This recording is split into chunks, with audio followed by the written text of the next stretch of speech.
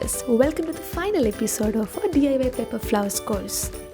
And in today's session, we'll learn how to make a sunflower. Let's take a look at the materials needed. You will need yellow and brown tinted paper, scissors, glue, ruler and floral tapes. First, cut a long rectangular strip from brown tinted paper. I have cut 4 long strips and then we'll roll them into a single strip. Take the brown paper strip, fold it and then start cutting fringes along the length.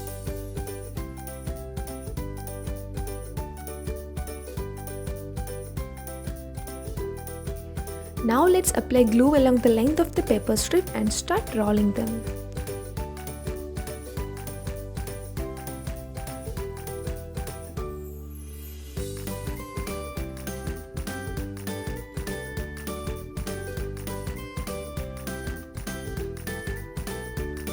To make the sunflower petals, we need to cut 3 to 4 square sheets of different edge lengths. Take one set square paper and fold it twice. Then cut out the petals, and to get that perfect shape, I first drew the shape along which I made the cut later.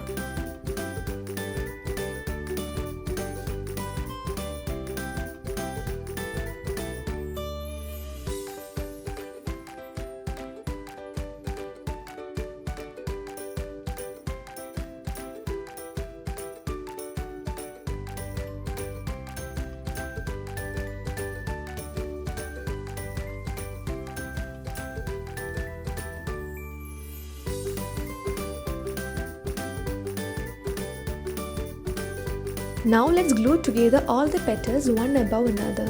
Just some final touches and our paper sunflower is almost ready. Make a bunch of these and add stems and leaves to it.